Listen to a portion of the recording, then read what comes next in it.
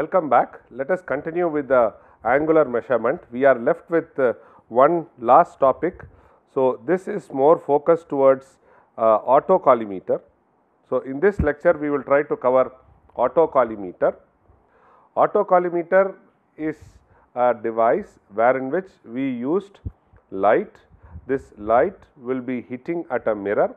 This mirror will be placed on a surface where you want to do measurement. Based upon the reflection, we capture it back and then we try to figure out from the interference pattern or from the shift in cross section or cross wire, we try to find out the shift. From that we try to calibrate the angular deviation which is on a surface. When does this angular deviation come on the flat surface? Whenever you want to do a precise measurement. So, we will always try to take a flat surface where there is a precision already there, but still you want to find out what is the deviation in the flatness, then we use this autocollimeter.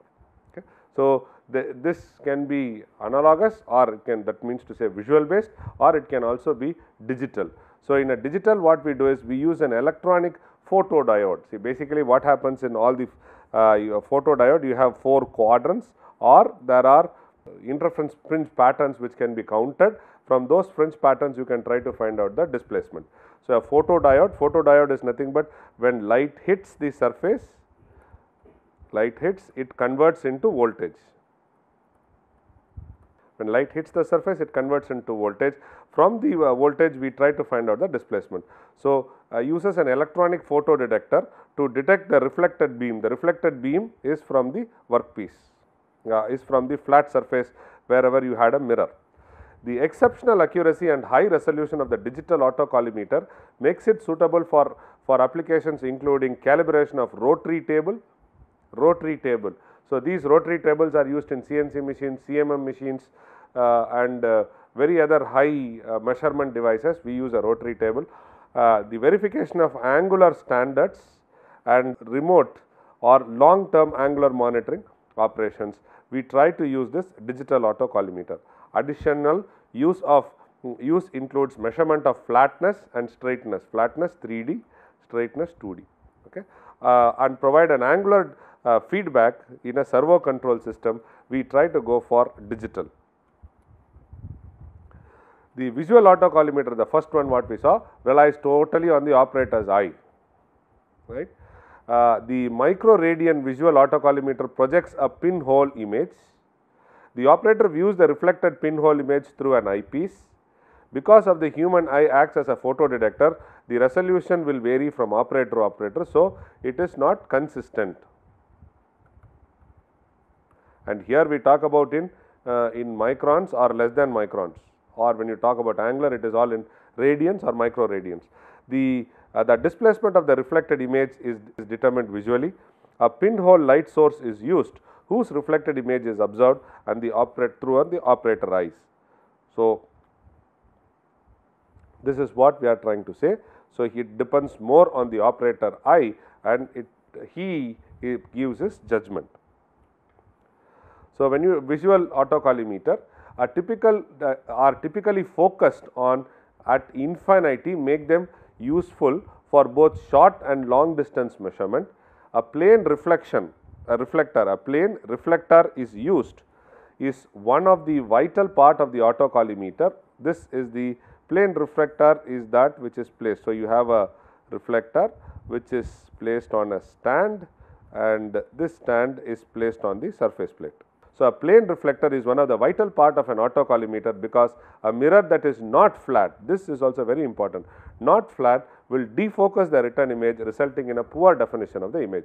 High quality mirror. So, when we have to use autocollimeter, this mirror surface has to be as flat as possible and it has to be of high precision.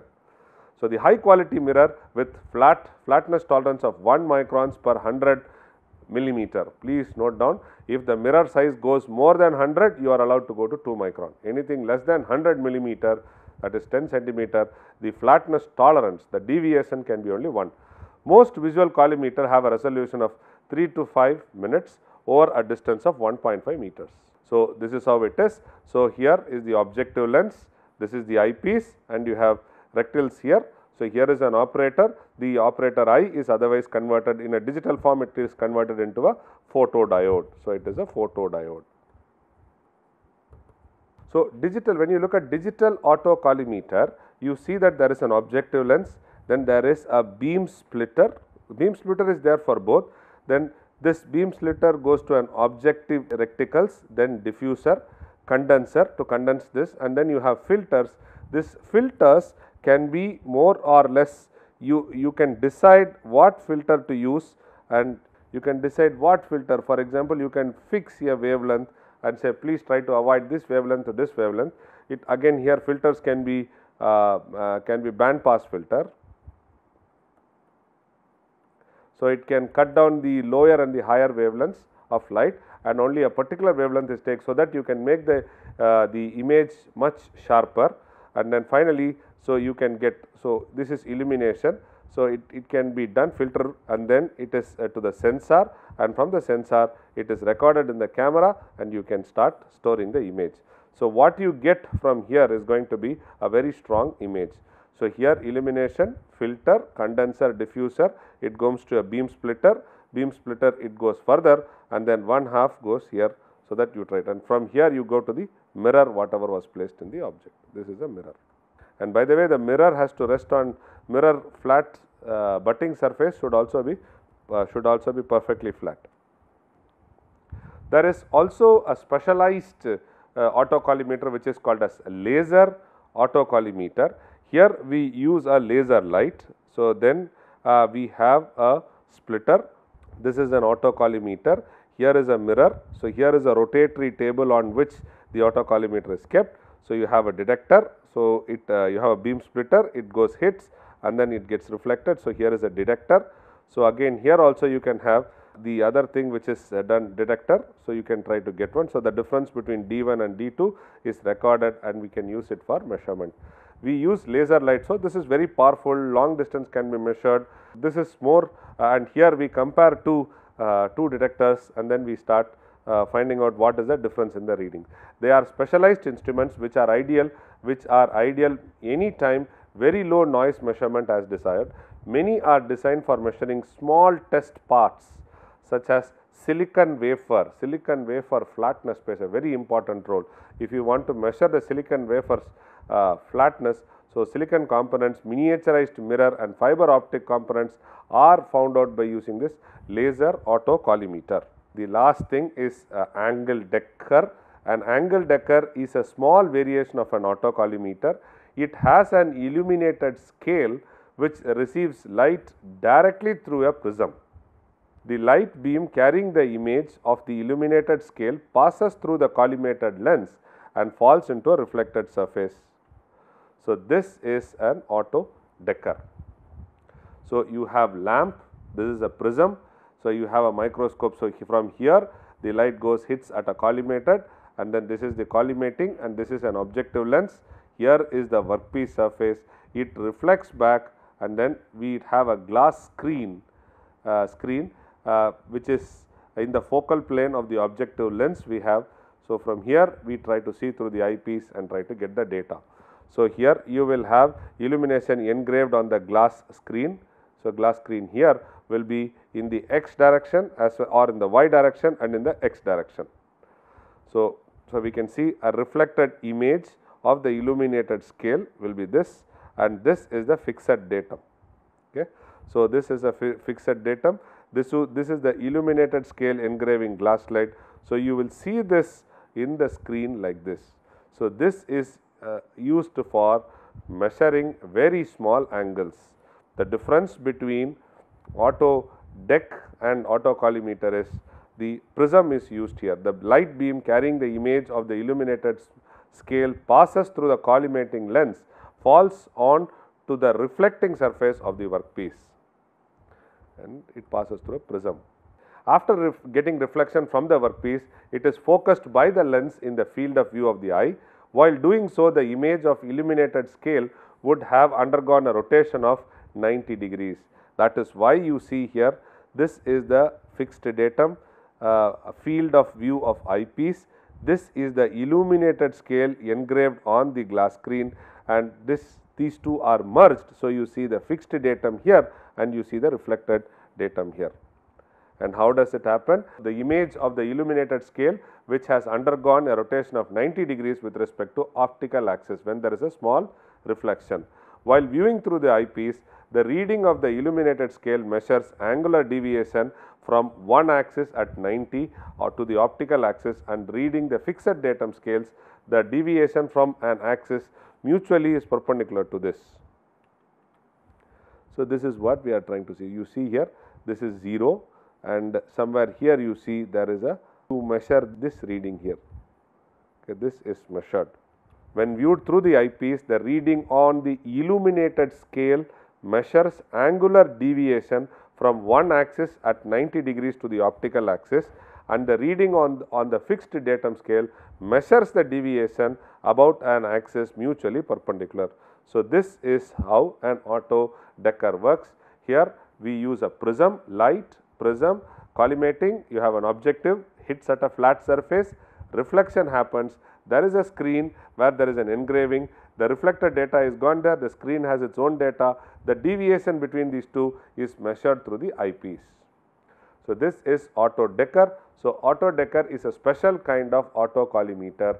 This is also used for angular measurement. So, to recap, in this chapter what all have we seen? We have seen what is the need for angular measurements, then we saw a normal protractor what we use in school, and the same thing is also used. So, then we realized that this protractor has limitations. So, we went for a bevel protractor. In bevel protractor you can measure acute angle, obtuse angle, acute / obtuse, and then you can also have various reference planes. On this we can try to measure the angle. Went through sine bar, sine center. Sine bar is basically have a fixed length.